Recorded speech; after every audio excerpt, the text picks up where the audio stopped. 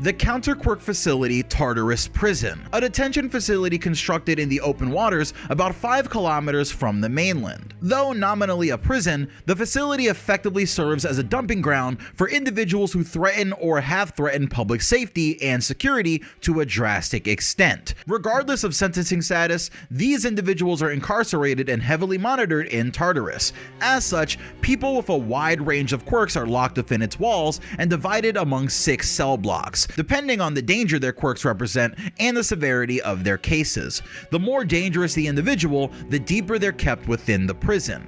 Tartarus is the dark side of quirk society, and it is said that anyone imprisoned there will never again emerge alive. In Greek and Roman mythology, Tartarus is a dark and gloomy realm of Hades, reserved for the damned and the wicked. It's the equivalent of hell. But what happens when hell attempts to trap a demon king? On the night of My Hero Academia's war arc, Shigaraki's body is in tatters as he struggles to survive inside a cave off the coast. However, the few hours between his last battle and nightfall are the only time that he'll get to rest, as All For One maintains control of Shigaraki's body throughout the night to give the heroes no rest for the rest of the series. We see Shigaraki board one of his flying Hien Nomu as the others gather around him and he shoots off towards the ocean. The following is a report compiled through statements from the sole survivor of the incident following his resignation. 8:30 p.m. It was a dark and stormy night. The sea around Tartarus raged and swelled, and in the cold, many of Tartarus's guards stood watch on what was just another night with some awful weather. 2 guards within the deepest stratum of the facility finish their fresh coffee as they sit in a room filled with monitors linked to cameras to different cells within the facility. These prisoners would go on to be involved in the events to follow, and these are their designations. The perpetual death row inmate, villain name Moonfish, a dangerous villain with a quirk that allows him to extend his teeth into deadly sharp weapons. The prize of the UA Forest training incident, Goto Imasuji, villain name Muscular. This man's quirk allows him to create and control muscle fibers on his body, and this ability is so dangerous that he's needed to be locked down in a special chair where even his mouth is bound. The heavenly Yaksha of the Yakuza, leader of the 8 precepts of death, Kai Chisaki, villain name Overhaul, who at one point had a quirk that allowed him to disassemble and reassemble things on a molecular level. Currently unable to use his quirk due to not having the sufficient limbs to use it. Desperately pleads every day to escape to visit his boss. The tragedy of UA High, caretaker of the League of Villains, villain name Kurogiri, previously Shirakumo Oboro, hero name Loud Cloud. This villain poses no threat and is in the process of being moved to another location, already far off the shore securely and in secret. The mastermind of the Hosu incident, known as the hero killer Chizome Akaguro, villain name Stain. This villain was defeated by Endeavor and was successfully resuscitated from a near-death state. The hero killer has a quirk that allows him to completely immobilize someone via ingestion of their blood. However, due to good behavior, he's been allowed to move freely within his cell with no straitjacket. Information regarding this villain is on strict lockdown after the events of his capture went viral online. The disgrace of the Hero Society, Kaina Susumi, hero/villain name Lady Nagant.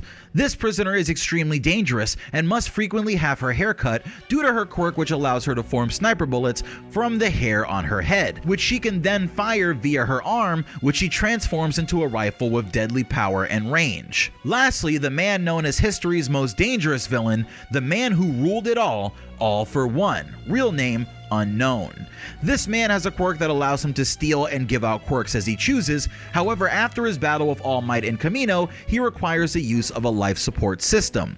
Despite this, All For One requires stage 6 containment. Permission to kill is a given. 8:31 p.m. Within the deepest stratum, the 2 guards continue their conversation, discussing the upcoming transfer in the morning. The giant villain Gigantomachia is scheduled to arrive in the morning, with the 2 guards discussing how he was impossible to kill, but any attempts to really try were halted once they considered that Machia was originally a human, meaning he does have rights. They then debate over whether or not any of these prisoners deserve to be called humans, or if society has really warped so far that they still consider them people. 8:33 p.m. A dark shadow lingers over the prison's mainland gate. Those who noticed figured it was some sort of cloud formation, but they would soon find out otherwise. 8:34 at the Bronze Gate, two heroes who are always stationed to protect Tartarus are doing their normal patrol surrounded by their very own guard of elite armed bots. Briareos, a hero with 10 arms and horns on his head, notices something moving in the shadows, and as quick as he sees it, a projectile comes from the dark and instantly takes the hero out. Gunfire from the mechanized guards rings out, lighting the area with the sparks of bullets and lasers hitting the concrete. And that's where Gyges, the surviving brother with a quirk and appearance very similar to his fallen kin, calls for a code red security alert. It's Nomu! They're invading Tartarus and my brother is already down. They killed him. The code red security alert goes out. Intruders detected, now sealing off every floor. All staff be on high alert. But in the shadows, hiding behind one of these dark Nomu, we see an unimpressed Shigaraki, preparing a massive energy pulse from his hands to take out the guards at the Bronze Gate in one fell swoop. 8:35 p.m. Shigaraki was seen in the skies above Tartarus aboard a flying high-end Nomu, as more high-ends invade Tartarus from the sea, taking down the Tartarus Codus air defense system. At the same time, the bridge that connects Tartarus to the mainland is being lowered into the ocean, cutting off the villain's possible escape route. 8:36 p.m. The largest mechanical guardian in Tartarus prison is released, and all hands are on deck along with automated cannons attempting to shoot Shigaraki out of the sky. However, the villain momentarily dives out of the sky like a falling star, tearing through the large robot and crushing into the nearby guard tower, which promptly crumbled to dust from the use of his quirk Decay. It's at this point again that Shigaraki unleashes another disruptive energy blast, with the energy wave going far beyond just the area that Shigaraki is in, completely shocking the prison and going through the walls as if with a purpose. 8:37 p.m. The power grid for the prison is shocked. However, before backup generators are able to come on, a second massive EMP from within the prison is detected, coming from the deepest sanctum, notably within the cell that All For One is being imprisoned in. Somehow, in coordination with Shigaraki, the two and their combined efforts in sync work to completely shut down the automated defenses and electrical operations within Tartarus prison, causing every cell to burst open, with a full-on prison riot ensuing. 8:38 p.m. Bursting through the walls into the room where we saw our guards discussing human nature in front of those monitors, Muscular enters the room, completely crushing all of the guards in the surrounding area with his quirk, screaming that he's bound for paradise after his time in this hell. 8:39 p.m. Prison guards reached the lower levels but were quickly killed by Moonfish, who unleashed his quirk in the hall indiscriminately, also killing several escaping villains. At this point, data shows that Kai Chisaki was let out of his cell, with Kai later being seen with the ex-hero Kai Nasusumi. 8:40 p.m. The hero killer was seen killing an unidentified prisoner with a small shard of glass before attempting to raid the monitor room for some sort of information. The man hasn't been given any information as is standard on the outside world since his capture, so the All Might fanatic knew nothing of the fall of his iconic hero. It's here where one of the guards we focused on previously lay dying from his wounds at the hands of Muscular. In his hands he grasped a small box, and noticing this, the hero killer reached for the box and took it out of the guard's hands. The guard, horrified, says, "No, that must reach the right people. It can't fall into the hands of a killer who worked with Shigaraki." But Stain turned and walked away, saying this era has gone awry, but rest assured, your conviction today will make it to the right person. Shocked, the prison guard questioned Stain, asking whether he's a man or truly just the beast that they say he is, realizing the humanity in the man before him. But to that, Stain says that he's an ally to the just world, but a beast all the same. 8:47 p.m. Muscular finally makes it outside onto the main deck of the prison, and that's where he sees Shigaraki for the first time since his introduction into the League of Villains. But alongside Shigaraki is All For One, who says now is the time for this impending Void era to give rise to a more perfect Demon Lord. All For One says that this will be the story of how he becomes the greatest Demon Lord and villain of all time. After the events of the Great Hero War, the heroes were shocked in the middle of the night to the news reports of this incident, and surely some of them thought that this would be the end of this hellish night. But even then, they were wrong. 3:06 a.m. Explosions ring out at Xi'an Prison, another similar facility to Tartarus that holds villains and those who can't be let back into society, as Tartarus escapees along with Hayanomu rush into the prison to stage a second prison break. 3:55 p.m. A third prison break is reported at Bagu Prison. 4:30 a.m. A fourth prison break is reported at Kuin Prison. Between the Tartarus escape and 5 a.m., through the use of emergency aircraft, All For One and his escapees would go on to attack 7 other prisons, freeing convicted quirk users from all but one of them, which was able to somehow withstand the assault. At 5:04 a.m., Shigaraki finally ends his night of rampaging by resting alongside his flying Haien Nomu at a new secret location supplied by All For One. Here with Toyo Todoroki and the villain Spinner, he laid his plans for what would happen after his body was finally complete. But for now, it seems like Shigaraki must rest. Finally reunited with his master though, the two tell the others that once Shigaraki's body is healed and completed, it'll be over for this world, and the world of their dreams can finally begin. This incident had massive ramifications for the rest of Japan, as the sudden influx of hundreds of prisoners rocked the nation, which had barely even begun to respond to the destruction caused by the giant Gigantomachia just the afternoon before. Many heroes in response to these events would go on to retire, and with less heroes than ever before, Japan entered a new dark era where society lost complete faith in their heroes, and the villains now ruled, with nowhere being safe from escaped prisoners and their horrifying quirks.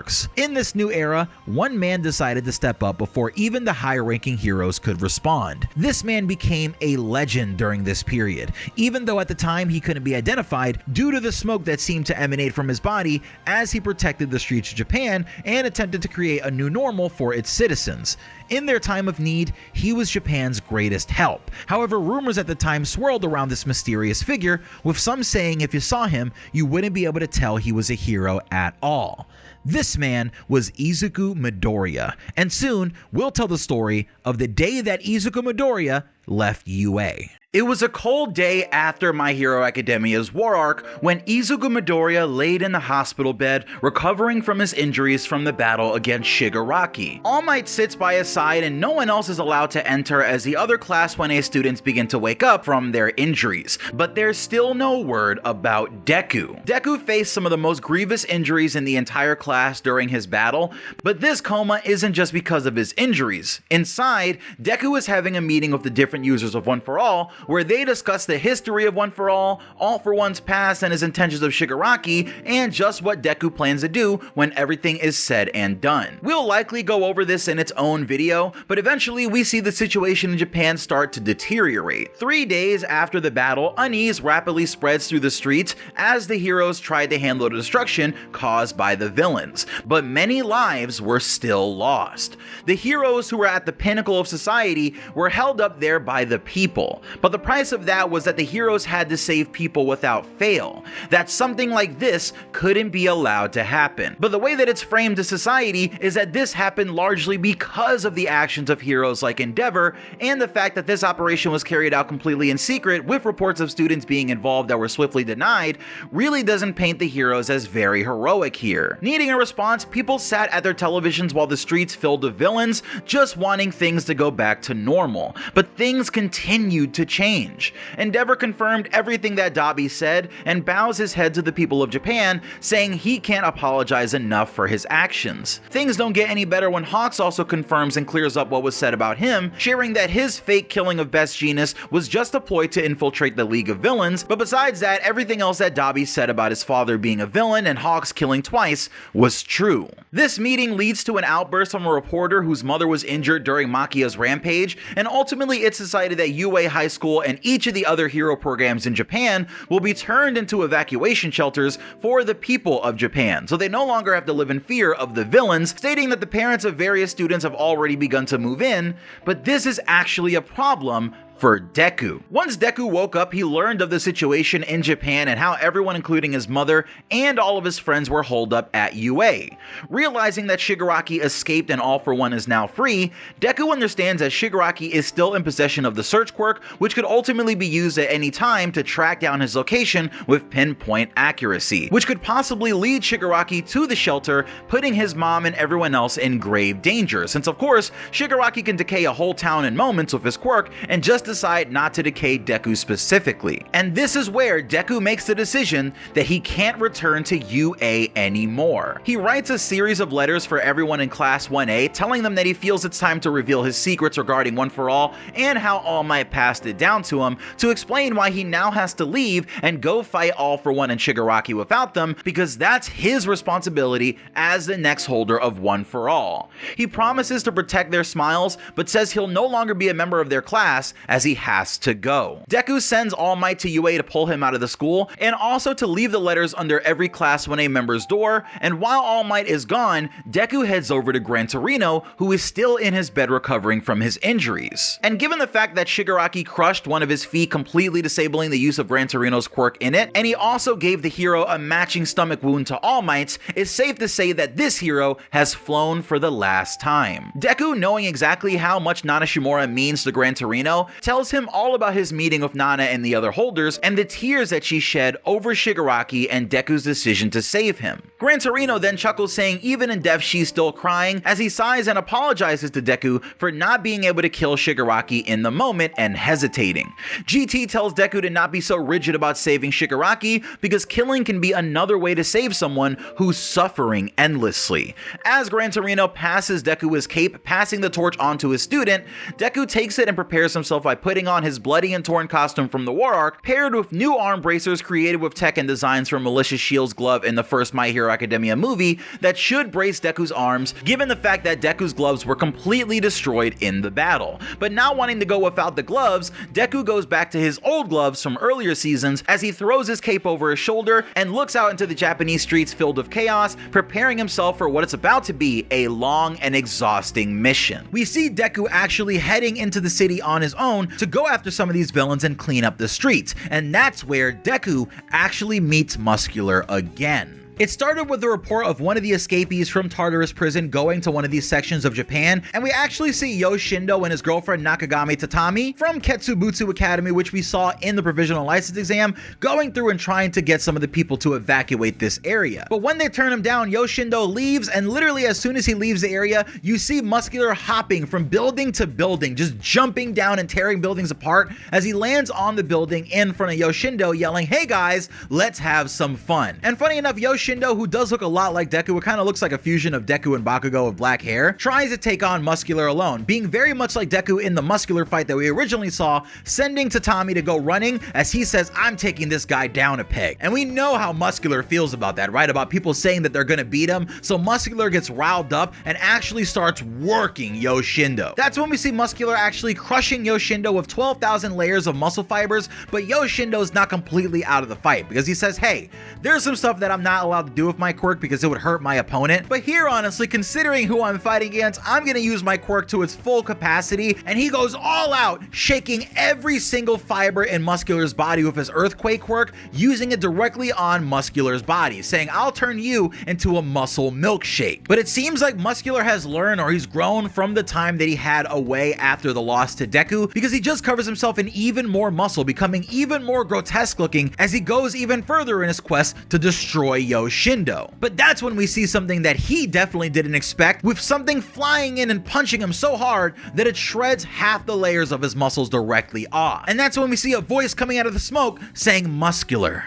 No wonder my danger sense was going haywire." Looking really, really awesome as Deku has his Dark Deku outfit, which is going to be the outfit that he's going to be wearing in the next arc. But as Deku's smoke screen gets blown away, revealing himself carrying Yoshindo to Muscular, Muscular realizes just from the voice exactly who it is. And that's when we have a very, very interesting reaction from Muscular, because again, Muscular is not exactly the kind of guy who holds grudges necessarily. He thinks about things in a very crazy way. So Muscular looks at Season 6 Deku and he's like, "How could I forget you? You're that kid, right? Midoriya. I missed you so much. I was getting bored right about now of all these small fries. You're the only one who can give me a real fight." And this is when, despite the fact that Muscular doesn't have any of his special eyes or anything, he grabs some rubble and crushes it using his extreme strength and actually shapes it into an eyeball and puts it in his eye socket, just to kind of give him that feeling that he had when he was fighting Deku the first time. Muscular lunges at Deku, saying he would have been content with going on a regular rampage as always, but after what Deku did, how could he be perfectly happy doing anything else than having a fight with the Class 1A student. And now with this whole different environment, we actually get a whole different kind of fight, right? Because before,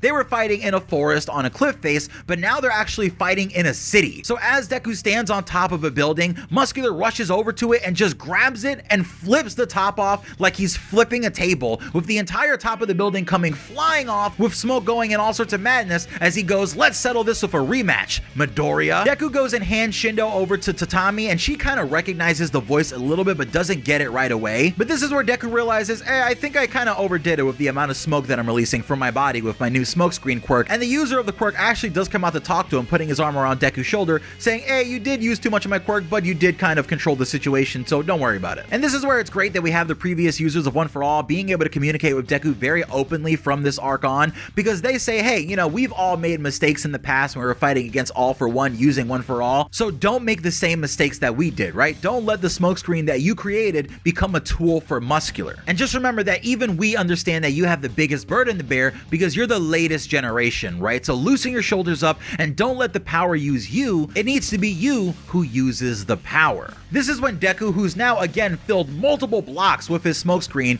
jumps into the air with float and starts flying, and then lays out the plan for the battle. He wants to reduce Muscular's range of vision using his smokescreen and then catch Muscular lacking when he comes out of the smoke, and that's kind of exactly what happens, right? Muscular jumps out seeing Deku outside of the smoke, and he goes for some crazy rapid fire punches in his full muscular form, but Deku effortlessly dodges them because he already saw them coming using Danger Sense, another amazing quirk that Deku has that you can learn about in my video discussing every quirk that Deku gets in this season. Deku pretty much uses Ultra Instinct to dodge everything that Muscular does, and then ends it with a cool spider swing away using Black Whip, running off the side of the building and then turning really quickly as he wraps Muscular in Black Whip and swings him full power into a lake nearby. Now that Deku has Muscular completely wrapped up in Black Whip, he begins asking him questions like, where are Shigaraki and All For One? Why do you have the urges to go on these sort of rampages? Do you have any sort of regrets? Is there any other path in life that you could have taken? And Muscular just proves to be the kind of person who wants to live his life without any regrets, and for him, that means using his quirk to its fullest extent and destroying as much as he possibly can. And this is where Deku gets kind of sad actually, because after the war arc in My Hero Academia, Deku is trying to learn much more about the villains that he actually fights and find out how they got this way. Because he feels like if he could understand Shigaraki, maybe things would have turned out differently, or maybe things would turn out differently than him having to take Shigaraki down. But even though Muscular's response isn't exactly what Deku would have wanted, it does steal Deku's spirit even more, because Deku considers, hey, if this guy is just a natural villain and this is always the way that his life was going to go, and I don't get any sense that that's not true,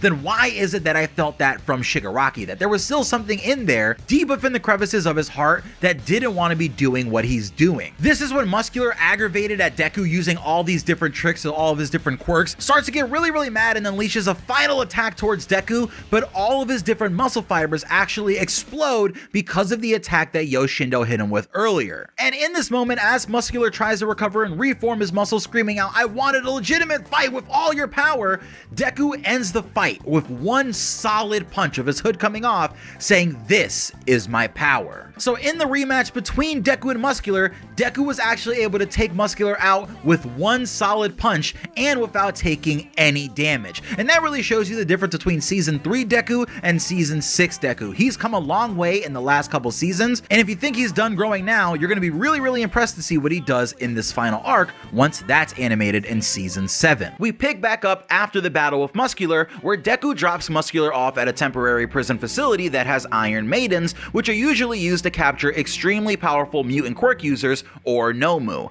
And as Deku flies away, he notes that the Fourth's Danger Sense has quieted down quite a bit, meaning that he has a second to rest. Deku makes a hard landing on the ground in front of All Might, but seems to be okay, and they quickly discuss the American arm braces that Deku is wearing to reinforce his body and improve his endurance. And at that moment, Hawks calls, showing that Endeavor and Genist and him are all fighting a villain together and pretty much have it captured, as he asks whether or not Midoriya is okay, okay, and All Might says he is, but Deku leaves right away in a flash after sensing something with his danger sense, to which Hawks replies it's also probably because he wants to keep All Might out of danger since he's quirkless and is just sort of driving around supporting him like the man in the chair. That night, we see a group of civilian vigilantes armed with Detonarot support items attacking a tall fox-like girl who just seems to be walking by and minding her business. They scream, "You monster!" and continue attacking as she says she's just scared and isn't trying to cause any problems. As one of the bigoted villains shoots a powerful blast of water from his gauntlet at the girl that definitely would have hurt, Deku swoops in at a high speed, kicking the blast away, and tells everyone to calm down. It's a stormy night and everyone is anxious, but this is just a normal girl. Everyone needs to go their separate ways and just take it easy. But they say that she shouldn't wander around at night looking like that, showcasing some of the still lingering quirk-based racism still unaddressed in the world of My Hero Academia's anime, but that's what this arc is all about. Deku has never really gotten a chance to know the streets that he's protecting and the people that fill it. Now he's learning about all the kinds of issues that people face, and that while he's fighting to protect them, not everyone he's trying to protect is inherently good. Society itself is a world full of gray lines instead of being all black and white and clear cut. Deku gives the girl an umbrella to shelter her from the rain, and he promises to bring everything back to normal as he floats away from her, and All Might drives in with the Might-Mobile, otherwise known as Hercules. And he does this to take her to the UA shelter, but before Deku runs off again, All Might gives him a specially packed meal that he prepared for Deku, since it's not like Deku can just go get food from home, UA, or the local McDonald's. At this point, Deku still has some spirit in him, and he cheerily accepts the food from All Might, but soon after, it's back to the job. But he doesn't actually stay there with All Might and eats the food, right? Because he knows that he can't actually stay around All Might too long, so Deku heads away on top of a large radio tower where he stands alone in the night as the rain falls, watching over the city waiting for danger as he eats, but it seems like for now he can eat and stand vigilant. The spirits within One For All start to discuss the state of Japan and how Deku needs to bring out the full power of One For All if he wants to make a difference. And this is where we learn that the different vestiges in One For All can now materialize outside of Deku, but only he can see them. They're sort of like misty stands that flow behind him and come out of his back and shoulders with a fiery One For All based smoke, and this is all because of the quirk tug of war between Shigaraki and Deku that took place in the war, sort of pulling One For All more freely. Once All Might brings the girl to the shelter, he heads back out onto the streets very late into the night, around 4 AM, but he sees that Deku is still on the job and notes that he isn't really getting any sleep, which can't be good for him. So he starts making his way to Deku's GPS location that he has on his phone, and he realizes that right now he's in the same situation that Night Eye was in when All Might kept moving forward and didn't ever want to take a rest or a break, causing their fight that went on for years and years until Night Eye died.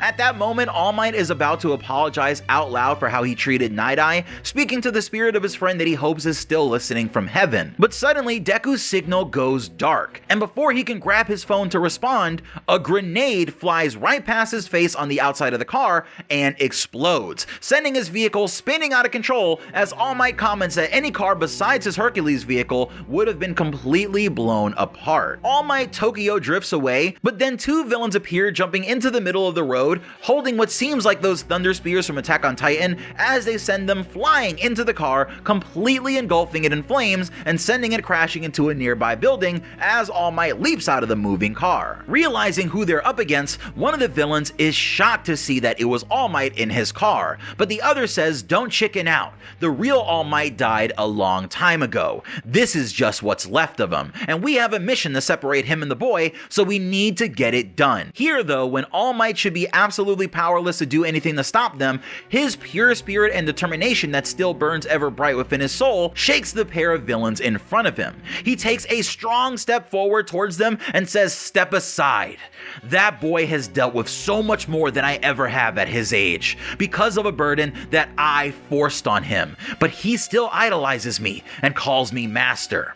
The only time anything will ever happen to him is the day that I die, because as long as I'm here, I will protect him no matter what." This very much mirrors the scene of Stain walking towards Endeavor and Deku, completely sending a sense of fear into their minds from his conviction, which made them all freeze despite the fact that he should have been defeated already and completely helpless. And ultimately, All Might gets the two to run off once they realize that he's still scary, despite his smaller frame. But at the same time, elsewhere, Deku is bound responding from building to building as he's about to place a call to All Might to meet up briefly, but at that instant, his phone is knocked out of his hand rapidly as he sees it pierced through by a bullet made of hair with a speaker on it that gives him a live feed from someone's microphone as they say, "You, boy in green, you're coming with me."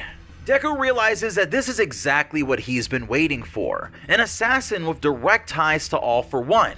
But which one is it? He turns and far away on top of a skyscraper is a woman with purple hair and pink highlights holding her arm aiming towards Deku, which thanks to her quirk has become a rifle. This is a Tartarus escapee named Kaina Susumi, otherwise known as Lady Nagant, an ex-pro hero who was thrown into Tartarus for her crimes. And of course, Kaina is a character we were introduced to in my All for One's Prison Break video, which you can watch in the top right to see where her story truly began in order. Sitting next to her is her fellow Tartarus escapee Kai Chisaki, who is still without arms after Shigaraki and the League relieved him of them at the end of his arc. When they initially broke out of Tartarus together, All for One spots Kaina and says, "Ah, the traitor hero, the lovely Lady Nagant. It's an honor to meet you." She replies, "Oh, All for One, I remember chasing you back in the day." And that's where he cuts the small talk short. "I consider you leagues above everyone else here. So please, I have a favor to ask of you," which really gives us an odd look at All for One actually being a gentleman in this weird instance of him even saying the word please. But All for One says soon enough there's going to be a boy who leaves UA and starts acting on his own.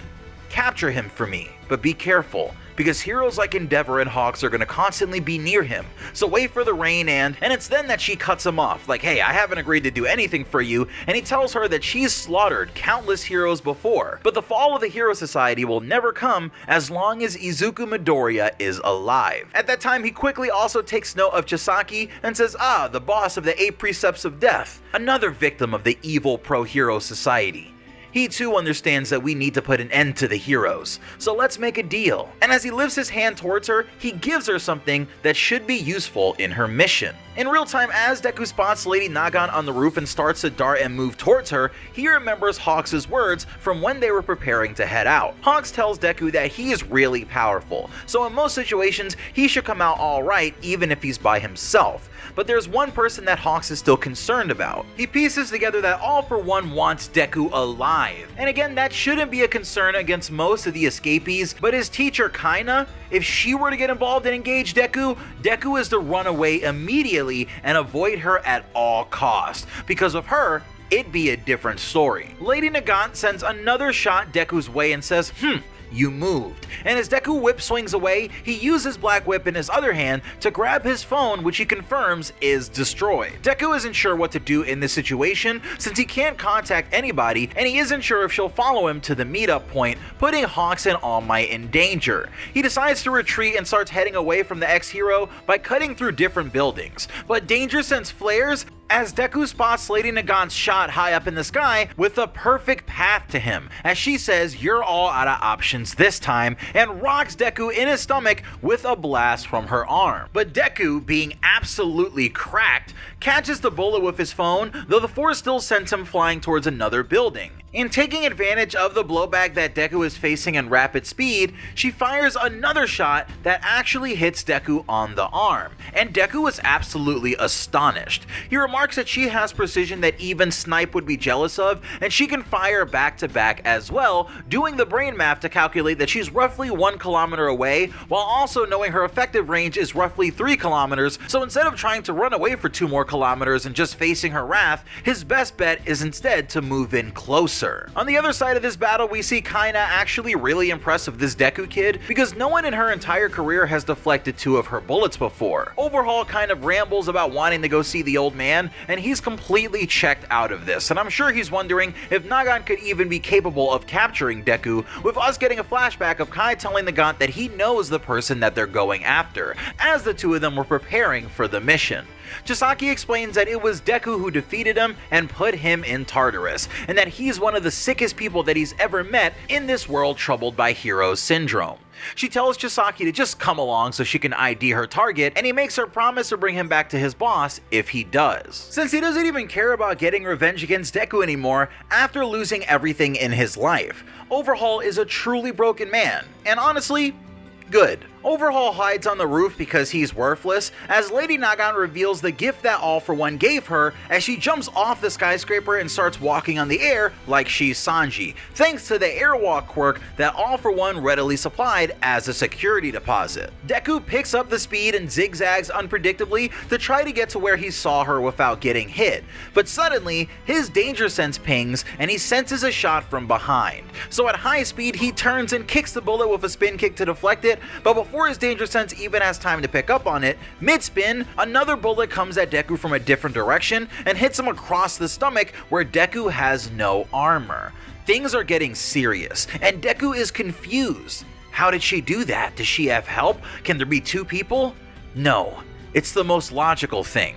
Since she's sent by All For One, it only makes sense that she wouldn't be a normal person, that she would have multiple quirks, as Lady Nagant skips happily through the air with her arm aimed backwards, and she looks at the camera and sends herself flying with a shot from her arm. Deku realizes that she's too fast and accurate for his danger sense to keep up with if she gets any closer, so he lands and activates quirk number 6, Smokescreen, at max power, filling entire blocks of smoke. Nagant is confused because that's a completely different quirk than superhuman speed and strength, but annoyed that she can't see him, she gets up higher and patiently waits. The user of the smoke quirk comes out of Deku and tells him, "Hey, what are you doing, Ninth? I warned you before about releasing too much smoke. Now with her ability to fly and for speed and precision, she'll be able to pick you off the second you leave the smoke." But Deku says he's not running away, and the smoke is only to cover him for a moment and buy him some time to do a bunch of sit stands where he gets really low to the ground and then stands up and then gets really low to the ground again very rapidly using full cowling, and the smoke user N realizes exactly what he's trying to do here and calls Deku out for trying to do something dangerous, as another One For All user steps out of Deku's body in a bright mist saying, "I really wouldn't recommend what you're about to do." This time it's the third quirk user who tells Deku that before he tries to use his quirk along with everything else he's doing, he needs to learn how to use it on its own in a proper environment, and he's never even tried to use it before. But Deku yells back that he can't be too slow right now. Speed is going to make all the difference, and right now, right here, if he manages to stop Lady Nagant, then they can get All For One and Shigaraki next and end this whole thing. And as Deku apologizes to Gran Torino for what he's about to do, we see Deku dart out of the smoke as Lady Nagant fires and hits right on target, piercing right through the cape. But Deku isn't there. All she sees is some weird green and black energy in the shape of a person dissipating away. But at that moment, 3 more things come out of the smoke at the same time in all different directions. But again, Nagant hits all 3 right on the mark, saying how impudent. You can't just hide in the smoke and expect to get away. As we see Deku's mask, backpack, and another massive black whip all knocked away by her volley. But at that moment, bursting through the top floor of a skyscraper below her is Deku, who at top speed latches onto Nagant's normal arm, saying that would only matter if I was hiding. You're gonna tell me everything you know about All For One. I've got you. But as Deku says that, Nagant withdraws her rifled arm and changes the configuration so that it grows out of the opposite side, hitting Deku hard in the stomach as she fires point blank, and Deku is narrowly able to avoid it. Nagant says that the Hero Commission taught her everything that she knows, and they don't raise weak heroes. Just getting close to her because she's a sniper won't be enough to beat her. But Deku, confused, says then why? Why work for All For One who's plotting on taking the whole world over? I know you used to be a hero, so why do this? And this is where we start to learn more about this assassin.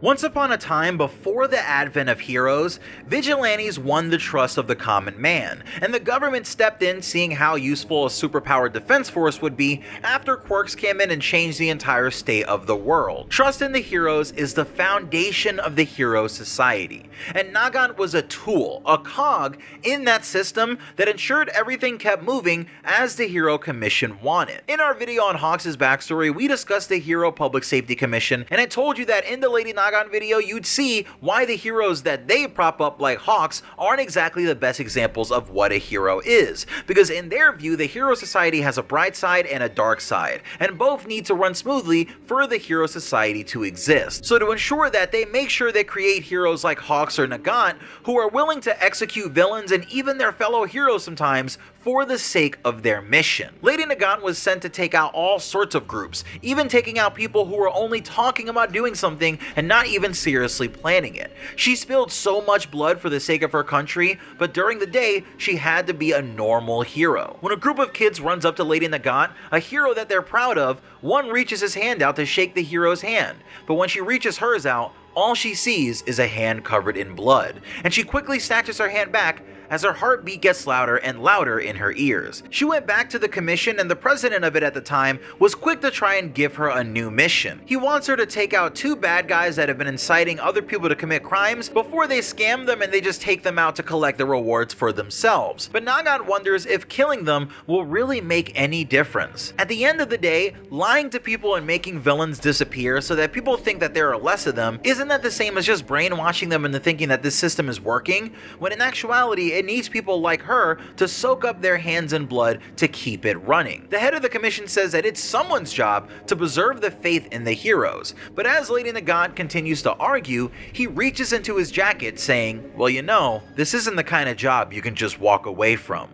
So unfortunately, and as he prepares to pull out whatever it is that he had, Nagant raises her arms with quick draw speed and tells the president of the commission that even in the end, he's strong, before taking him out before he can even react. Back in real time, as Deku falls away from Lady Nagant, she answers his question about why she works with All for One. She says that this society you see and take part in, it's fake.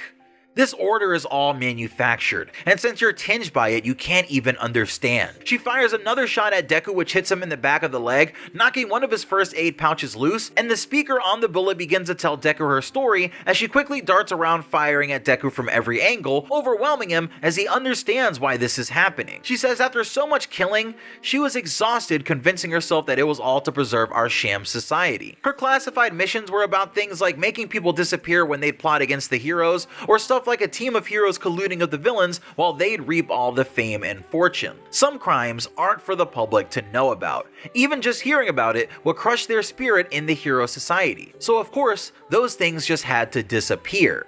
After learning that Nagant killed the Hero Commission president, Deku was confused because he never heard about that on the news, but she says of course, it's all part of the fragile illusion. That story wouldn't have been good for the Hero Society, so it couldn't exist and it too had to disappear. For someone like Deku to say that he wants to bring everything back to how it was, what will that do besides make history repeat itself? She remembers when she was a young girl and the Hero Commission president recruited her with a smile on his face, promising her that she could be a hero like the one she saw on the TV, very much like Hawks was promised he could be like Endeavor. But everything was a lie, and she betrayed the smile that she had back on her face at that time. Nagant says that at the very least, a world ruled by All for One will be transparent.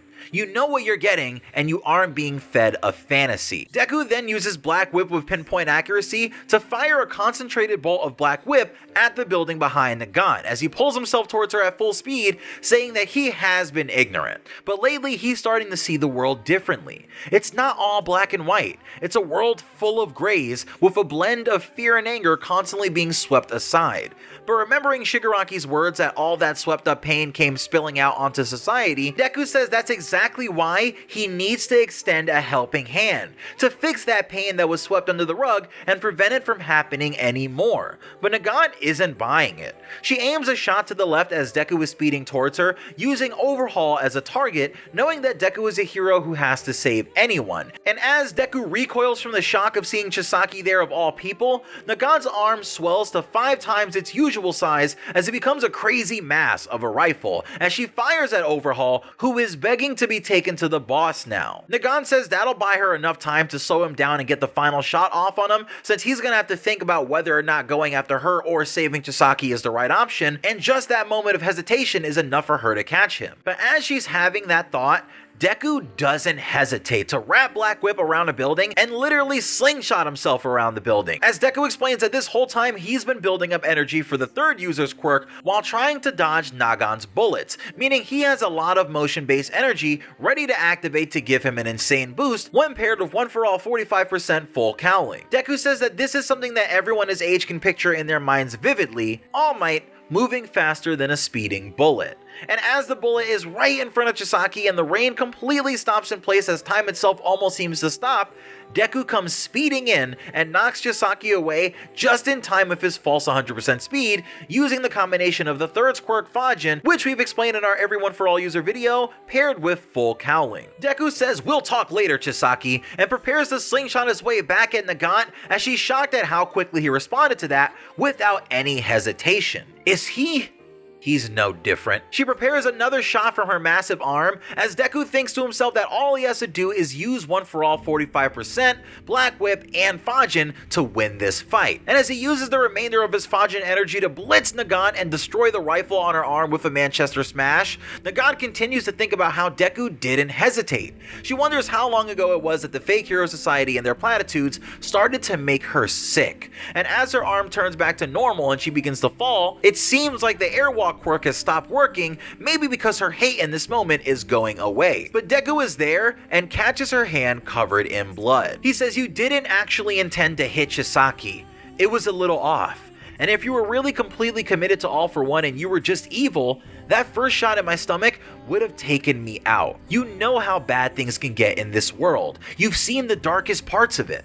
But please, that also means you know there's gotta be a way that we can fight back. That we can bring back the light. Fight on our side. I can tell you've still got the soul of a hero. You can be a hero, Lady Nagant." And as Lady Nagant thinks of everything that's happened until now, she thinks, "Man, he even caught me with the arm that I hit and he's bleeding. What a guy." Nagant says, "Izuku Midoriya, you're the real deal," with a smile on her face like she's finally accepted the situation, and she agrees with Deku.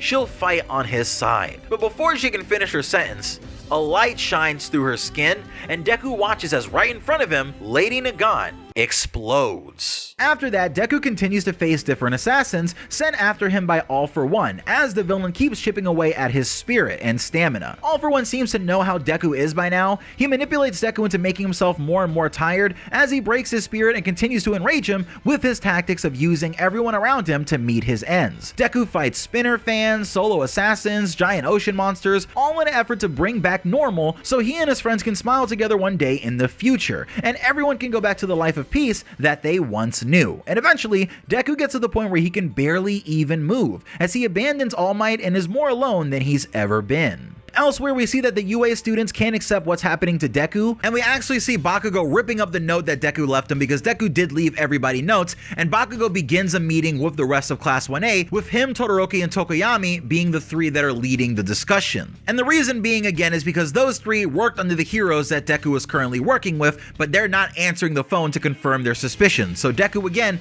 is with Hawks, Genist, and Endeavor, but they don't want to answer the students because they know that Deku has a job to do, and his friends aren't going to get in his way. This is where Bakugo says when it comes to Deku or All Might, more than Endeavor or anyone else, he knows them best. This is the worst possible scenario that you could think of because everyone is working together to keep Deku away from UA and keep it a secret, and Ochako, having heard enough from this situation and tired of feeling helpless, gets up and says Endeavor is a UA alumni, so let's be a little pushy. So she rushes into Nezu's office, and he orders Endeavor to come to his office for some sort of meeting without telling him that it's actually the students who all wanted to talk to Endeavor in the first place. Every single student in Class 1A approaches Endeavor all wearing their ties and their outfit perfectly normal, even Bakugo, who never wears his tie. And this is where Nezu sort of apologizes to Endeavor, saying, "Hey, I heard what they had to say and I kind of believe in them, so you're gonna have to have this discussion with them." And this is where Shoto gets very direct with Endeavor, going, "Endeavor, you're letting Deku and All Might act together, aren't you?" Endeavor makes a face and Bakugo takes that face as confirmation, and he says, "You don't understand anything about Deku. That damn nerd is insane. He doesn't take himself into account, he always just insists that he's fine. It's the same way All Might became the symbol of peace. We can't stop him. But at the same time, we can't just let things be. We can't just let things evolve as they have been, because then Deku is going to end up exactly like All Might." And understanding the situation and knowing that by this point Deku has actually already left All Might behind and brushed him off, Endeavor actually relents and throws the phone of the GPS location of Deku to the students who all lunge forward and try to grab it. And this is actually where we find out that the students now know about the secret of One for All, because it's been a couple days, and of course either through Deku's letters or through Bakugo sharing it with them, they all began to understand the responsibility that Deku was under, and maybe one of the reasons why he would have left UA. So Ida steps up and says no matter how much responsibility comes with wielding One for All, Midoriya is their friend, and until they can all smile again together, they can't just be happy knowing that he's walking this troublesome path alone. And this is where Nezu begins to reinforce the plan of the students, telling them, hey, at the end of the day, he is allowed to come back to UA even if he feels like he had to leave for whatever reason, even if he resigned and he left the school. He is a student at UA because as soon as you guys all got those acceptance letters, you became students that we need to protect no matter what. And I really do like that outlook from UA. I wish it just would have came a little sooner because they haven't been the best at protecting their students. And Nezu actually ends up telling the students that if they manage to get Deku back, he'll activate the UA security barrier to make sure that no one can actually get into UA, because they have a massively powerful system that they've never actually activated. They made it for the Culture Festival, but they never actually ended up using it because Deku took care of Gentle so quickly without notifying anyone else that there even was a problem in the first place. So what ends up happening is that Deku is overwhelmed by a villain. He's just so tired, he hasn't really eaten, he's incredibly sleepy. Deku is just incredibly unhealthy to the point where he's literally about to pass out while trying to fight a full health assassin from All for One. And this assassin's powers, Dictator, is that he's able to control other people pretty much like zombies, but they have full awareness that they're being controlled even though they can't do anything to stop his control over them. So he puts Deku in a situation where he's like, hey, if you want to get to me, if you want to beat me, you've got to destroy all these people, right? You've got to take down all these civilians who are just being controlled, and Deku is just too worn out to really do anything about this. Thankfully though, we do see Bakugo coming in and hitting Dictator with an amazing explosion that ends up knocking him out pretty instantly, loosening the control over all these people as he finds Deku and notifies the rest of Class 1A that he found the One for All holder. This is when we cut back over to the area where now all of Class 1A has joined Bakugo, who found Deku in that odd situation where he's fighting all these different random crowd members who are under the control of Dictator's quirk, and everyone runs off, but we see Deku wondering why the rest of the class is even there. He says he's okay and puts his hood on and begins to try to make his way out of there, and Bakugo, seeing the sorry state that Deku is in, screams, glad to hear you're okay, oh almighty successor of One for All, but after this, do you think you can still keep smiling? And Deku responds that to be able to smile and for everyone to be able to live in peace, he has to keep moving forward and fighting and doing exactly what he's doing, so he tells the rest of the class to get out of his way. As he begins to activate One for All, showing that Deku is ready to do anything to protect his friends, even if he has to run away from his friends and avoid them or beat them down a little bit to keep them away from him. And to Deku saying get out of my way, Bakugo responds, just try and make us, you all might wanna be, with the rest of the class behind him getting ready for this amazing fight. Now you wouldn't be wrong for thinking that Class 1A should have absolutely no chance against Deku, but it's not like a straight up death match between them and Deku, because of course Deku isn't actually trying to hurt anyone in the class. Deku's primary goal in this situation is actually to try to run away and get away from them without them seeing where he went, so he can continue going on about his mission of taking down All for One's assassins and eventually finding All for One and Shigaraki on his own. Bakugo continues screaming out loud about the secret of One for All, saying things like, I heard you got the quirks from the 4th to 6th users, and now you look like a completely different person, which to be fair, Deku does in this arc. I can't wait to see how the anime is going to handle this. Deku, I think at this point, realizes that the secret is completely out and everyone completely understands what's going on with him, so he releases the smokescreen, not hiding anything anymore, to make himself not visible from all the different students in his class. And in response to the smokescreen, we actually see Bakugo putting both arms against the ground and releasing a large blast to clear all the smoke away. Now when Deku's in the air, he gets hit by a big wave of birds thanks to Koda's ability. I believe this ability is called Hitchcock Explosion or something like that, but all the birds target Deku and start fluttering and getting in his way, so he can't see properly and can't escape so quickly with his amazing speed. But Deku uses the black whip that he always has activated on his back to attach to a nearby building and tries escaping that way. But that doesn't work either, because Sero comes in wrapping Deku up with his tape and wrapping up the black whip even, completely changing the trajectory of Deku's movement. And this is where Deku starts remembering nice moments that he had with these members of the class, like Sero basically giving Deku tips on how to use black whip by showing him how he uses his tape, or like Jiro who tries to hit Deku with a heartbeat wall blast from her ears, but Deku very quickly evades it as he remembers how excited Jiro was for the Culture Festival. The moments continue with everyone sharing a moment that they had with Deku where he was really important to them, with Ojiro coming in wrapping his tail around Deku, whipping him around, and Deku slowly trying to break out of it, I'm sure without breaking Ojiro's tail. And for Ojiro, his memory of Deku was Deku getting mad on his behalf at Shinso during the sports festival. Ojiro says he'll never forget that, and he can't overlook the fact that Deku's fatigued fighting alone. And that's when Deku says in response, "But if I'm around, I'll put everyone else in danger." And he begins to flash back again to moments that happened in the war arc, like Aizawa's eyes being injured by Shigaraki, Gran Torino being crushed by Shigaraki, or Bakugo being pierced by All For One Shigaraki's attacks. And that's when Deku probably looks the scariest that he has in this entire arc, as he slowly tries to break out of Ojiro's tail, saying All For One is going to take away everything that I have left if you guys stick around me. And that's when, of course, Tokoyami comes crashing in with his amazing flying speed, sending Deku into a building, giving Deku some tough love compared to everyone else here who hasn't really landed an attack on Deku yet, but attack power is Tokoyami's specialty. Now, as Deku is knocked into this building, he's knocked against a solid surface, and that solid surface ends up transforming into a chair that puts a mask over his face filled with noxious gas to try to put him to sleep. And this was actually made by Momo, saying that our mission is to secure your safety. Deku breaks out of the machine pretty quickly. It doesn't seem like he actually breathes in any of the fumes, but still, Dark Shadow is holding him down as he says, "Please, everyone, stop caring about me and stop following me." And it's from there that we actually see Kaminari getting involved, putting his hands around Deku, saying, "No, we can't stop caring about you. We have no hobbies in common, but you're still my friend, so I'm gonna force you to come back to UA no matter what." Kaminari and Deku get wrapped up in Shoji's arms, which are wrapped in insulation tape from Yaoyorozu, meaning that it seems like Kaminari is gonna try to do some electric bursts on Deku, maybe to take him out and knock him out with his ability. But even further, we see Tokoyami using his Ragnarok ability that he used against Reed Destro in Season 6 to wrap completely around Deku using Dark Shadow to try to turn Dark Shadow into a defensive power to keep something locked in, which was originally Deku's idea in the sports festival. Despite all this though, Deku definitely breaks free from all of their techniques, with even Tokoyami being shocked that Deku was able to break free from his Ragnarok. At this point now, Deku's mask has fallen off, and he goes, "I know everyone's worried about me. From the bottom of their hearts, they really care about me." And I can tell that this is the case because they all should be able to tell the level of danger that there is, but they're also oblivious to it. It's like they're ignoring it because they care about me so much. So please, everyone, get away from me. I swear I'm fine, but I can't take the risk of losing you guys. And as Deku nearly gets away, nearly escapes, speeding through the area at full speed, we see a heaven-piercing ice wall break through the ground and actually catch Deku in midair with a large block of ice. And that would be from none other than Shoto, who says, "What's with that face that you have on right now? If there's a big burden on you, then you need to let us share it, right? Isn't that what you said early on?" Echoing the advice that Deku and Todoroki gave to Ida back during the Stain arc. Suyu comes in saying that no matter what happens with Deku, he's allowed to cry and he's allowed to be scared. He just has to rely on his friends,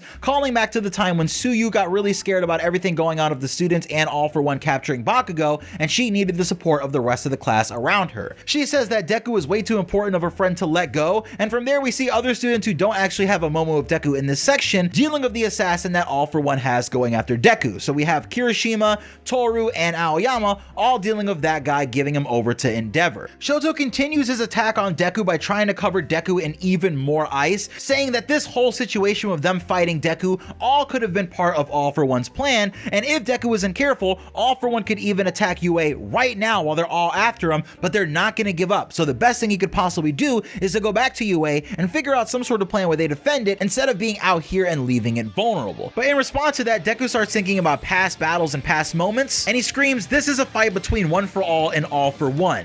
You guys can't keep up." And that's where we see Suyu finally doing her part of the plan, where she launches Mineta towards Deku, and Mineta uses a Mineta grape chain to try to lock Deku down to keep him from getting away. But Deku ends up using Black Whip on Mineta, sending him flying as he attaches the Black Whip to different building parts and uses basically his 120% version of One For All, using Fajin and Black Whip to send himself flying even past Ochako, who says that they're not letting Deku go. This is where we see the rest of the class has gathered in one location, and we see a massive ice ramp with some of the students getting ready to boost off of it. And from there we actually see Ashido coat Bakugo in her Acid Man to give him a protective coating as he gets blasted up this ramp using his quirk, and then he meets Ochako in the air, who lowers his gravity, making him even faster. This is when Bakugo uses his explosive speed turbo cluster, a massive spread of cluster explosions that makes him go so fast his skin literally looks like it's experiencing G-force, like when you see in those pilot videos on YouTube. But in actuality, this plan is not for Bakugo to be the one to reach Deku, very similar to the Bakugo training section of season 3,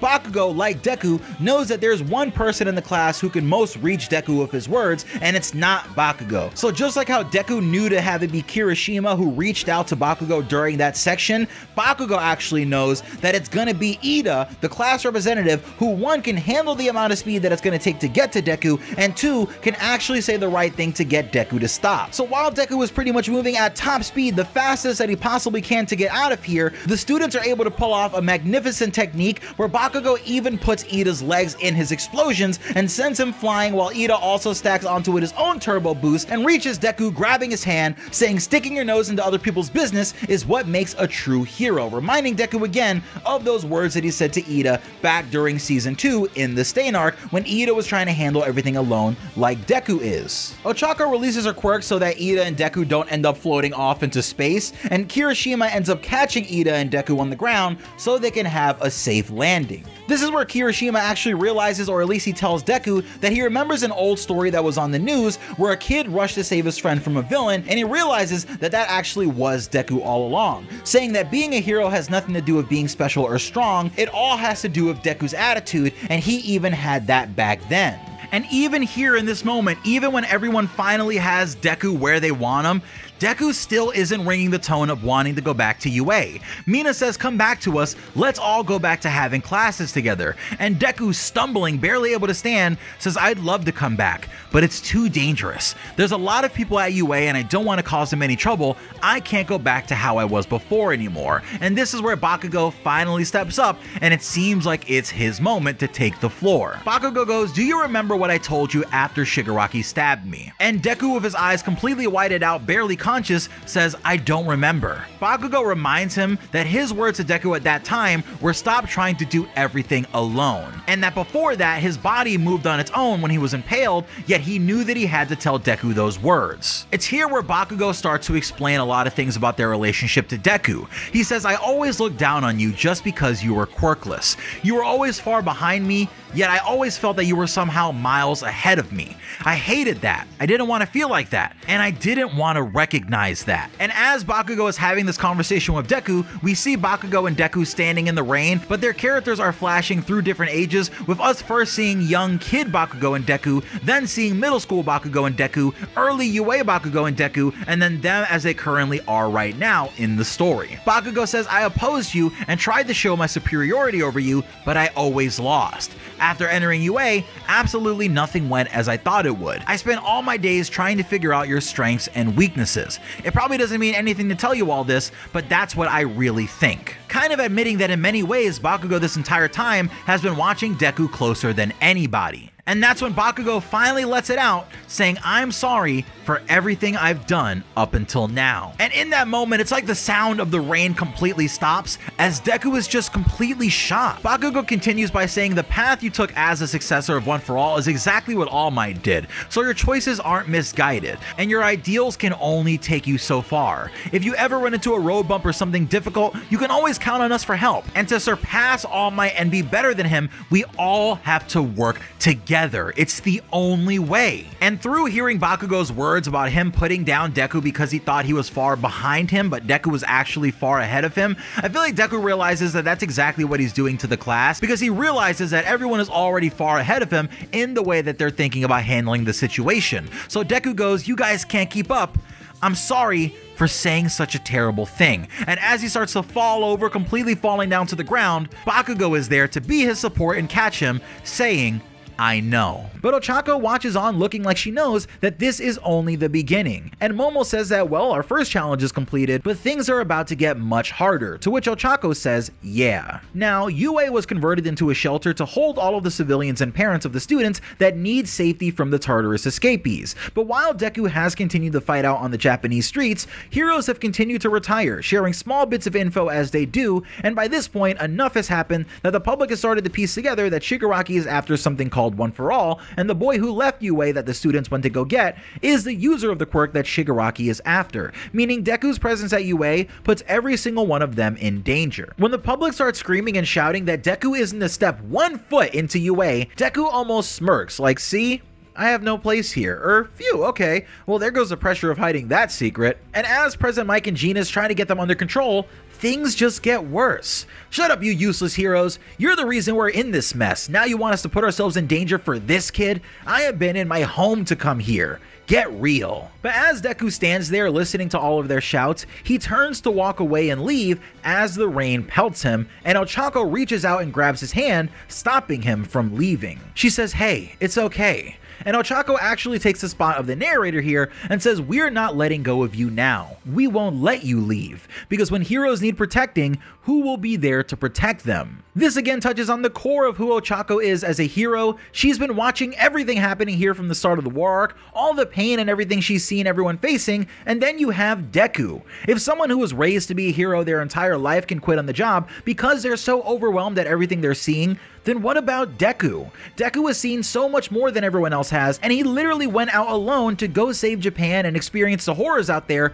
all for himself. A boy who just a short while ago was quirkless, who for years knew deep in his heart that he could never be a hero without a quirk, who wasn't raised to be a hero, kept fighting, even until he was broken, selflessly risking his life and body and mind for everyone else's smiles. So in this moment, remembering Eri and how just because she was removed from Overhaul didn't mean that she was saved yet, Ochako knows that there's more work to do. We see the crowd truly start to get crazy as the screaming gets louder and louder. In the crowd, we see Izuku Midoriya trying to reach her son with tears streaming down her face, and we see Eri in the building of Monoma likely hearing what's happening outside. We see Koda and the large girl that Deku saved during his solo run through the city, but it all feels hopeless. And as everyone's anxiety and fear and anger reaches a fever pitch to the point where all of these people start activating Deku's dangerous sense, completely overwhelming him, Ochako takes a step forward, jumping over the crowd with a loudspeaker in her hand, and starts standing on top of UA. It's here where Ochako gives a speech that I think will always go down in the history of My Hero Academia as the moment where Ochako Uraraka truly began to shine as a full-fledged hero, where she finally got her time to help a hero who needs saving. Ochako says Izuku Midoriya has a special power. Someone in the crowd says, "So what? That doesn't mean he should be able to put us in danger just because he's tired." But Ochako says, "You don't get it. He left here because he didn't want to put all of us in danger. He's already considered that, but we're the ones who brought him back. Sure, his power is special and he's meant to defeat All for One, but that's exactly why he's being targeted. And that just because his power is special doesn't mean that he's special," with Ochako saying that there's no such thing as a special person. She questions the crowd and says, "Have you actually looked at him? Have you seen how he looks right now after going out there and facing who knows what for their sakes to keep them safe? Have you seen him? Look at what he's been through for us, for everyone here. He who has such a special power wants to do something to fix everything more than anyone else here. He kept moving with that motivating him, promising that he'd bring everything back to how it was, knowing that at any minute, All for One or Shigaraki could strike him down all by himself." But as the crowd starts to look at Deku and starts to feel some sort of sympathy, the same man in the crowd says, "Give me a break. What are you saying? We all need to go and do that and get covered in grime and filth? Does everyone here have to go to such lengths?" And she says, "No. That burden is for us heroes to deal with. Place that all on our shoulders. But in exchange for our blood and our sweat and our tears and our effort, we need your support." Ochako here, much like Deku, is fighting for everyone's smiles, especially his right now in this moment. As she wipes her nose from standing in this rain and possibly starting to get a cold, she screams into the loudspeaker one last time. "Right now, we can't guarantee your safety. We're all just as scared as you are. Everyone here, hero or not, is in the same boat under the same circumstances." Ochako thinks back to her childhood and remembers a time where she and a huge crowd watched a hero walking away from a battle injured with a sad look on his face. But as the crowd around him cheered and his fans called out to him with words of encouragement, the hero, who was in bad spirits, raises his arms with a smile, renewed from their support. And this is how it needs to work. When the heroes are in pain, they need to be supported. They need a smile placed on their face. They need help. And Ochako says that's why she's asking for their cooperation, so that tomorrow everyone can smile together, so that with everyone's help, Izuku can rest despite trying to carry all of these burdens on his own as a regular high schooler.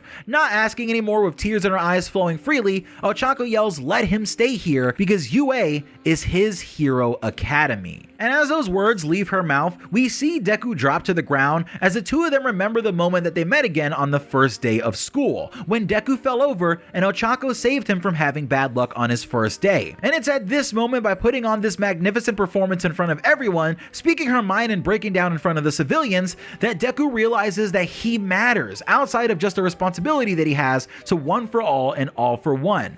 That he's valued and that people care about him in a way that he couldn't understand, and that he doesn't just have to destroy himself any longer all alone, because there are people who are by his side that will never leave his side if it was up to them. And that he can't have this mindset of just allowing anything to happen to him for the sake of their smiles, because they wouldn't be able to smile if anything happened to him. Ochako's speech rallies the civilians to come together and start asking plain questions to the heroes, just searching for some reassurance. And eventually they decide to let Deku in, but it's more than that. All of these people here have been changed by hearing Ochako's impassioned speech, just like everyone in Class 1A has been changed by Deku.